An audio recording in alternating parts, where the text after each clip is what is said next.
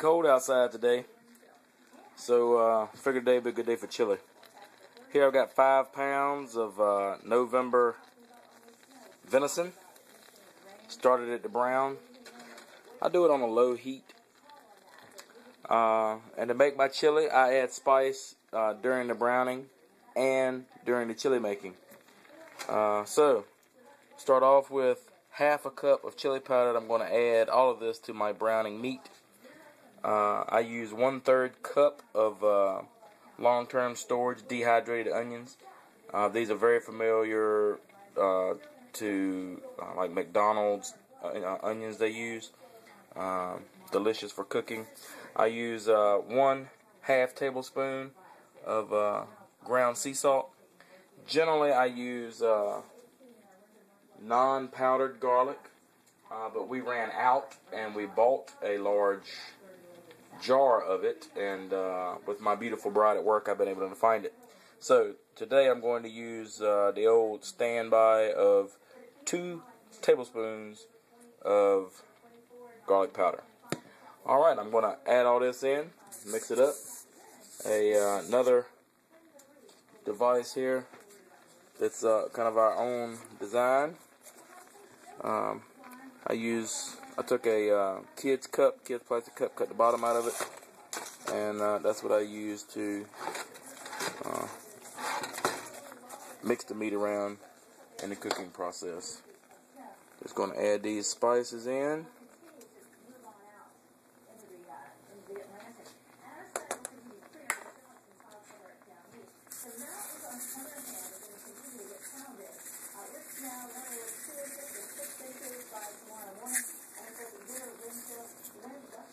You ain't got to get real extravagant with your mixing, with your pouring in. You're going to mix all this up and you'll see at later steps. It's definitely all going to be well mixed together shortly.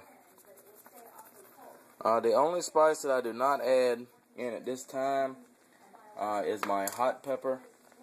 I like to add that at the end to my taste, mainly because I don't really like hot food and cayenne pepper is a hot food. But for the purposes of being consistent, I will go ahead and throw a little bit in there. And I set up my mixer here. Some people prefer to have big chunks of meat. I do not. And so what we do is we spoon this meat over. Alright, you can see I've got it all spooned over here. I didn't drain this. This was venison, so you can see I have no grease left. We wonder how our older generations ate the way they did, and they just had healthier fare. This lean venison is a prime example. I blend this to break down the meat so that the protein is more absorbable. I've done that for a while, long before my surgery. I just prefer the unique taste. I don't like big chunks of meat in my chili. I like for the whole chili to taste like chili, not chili with little mini hamburgers floating in it. So we're going to run this until it's about the consistency of a Taco Bell meat. It's getting pretty close now. You have to keep it spooned around.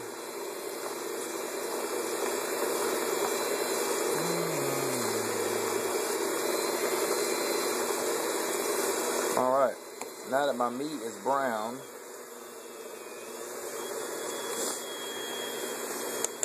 I'm going to take a chili powder. Ooh, one-handed should be.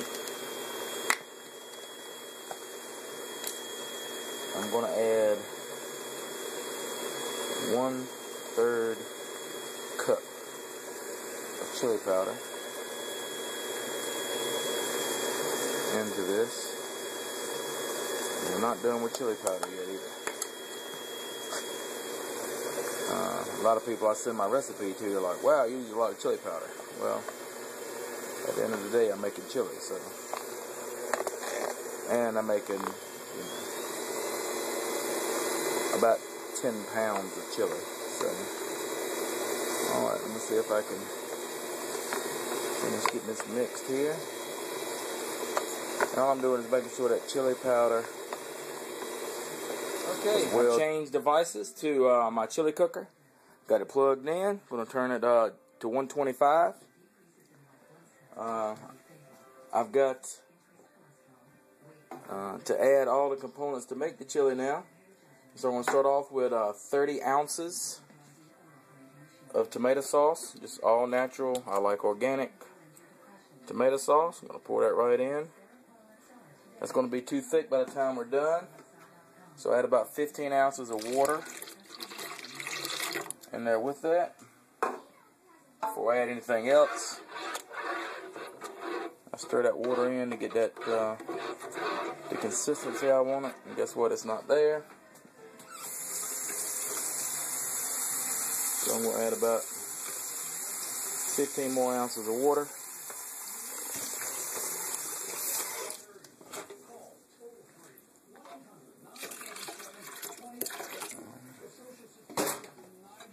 If you get a little more than you want, or a little less, you can correct it later, but it's easier just to try to get it right to start with.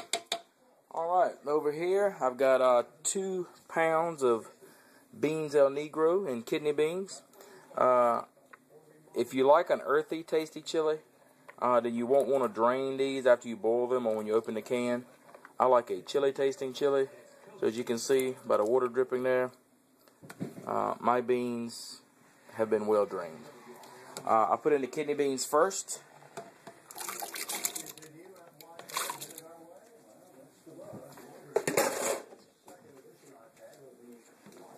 Then I go black beans. Alright. At this point, we're going to put the last of our chili powder, unless we have to tweak for taste. It takes about 3 ounces or 1 small bottle for 10 pounds of chili. And so I go ahead and mix half this in, leave half of what's left of that 3-ounce bottle, and I stir that in with the beans.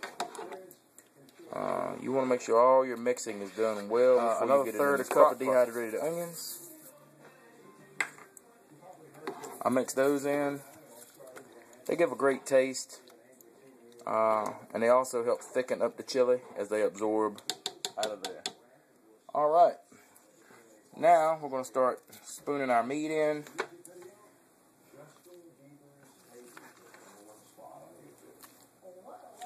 I'm not going to torture you to watch me do this entire spooning process. Alright, now what you want to do is get down in the bottom and start churning until you see a lot of beans coming up.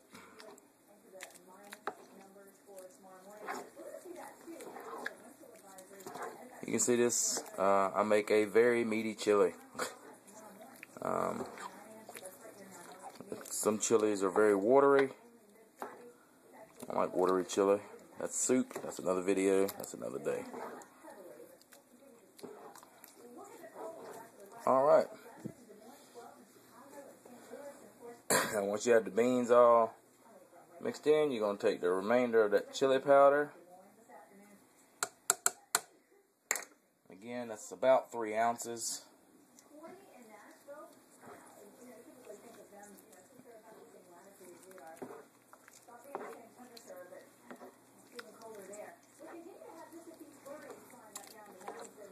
I'm going to mix this chili. Now,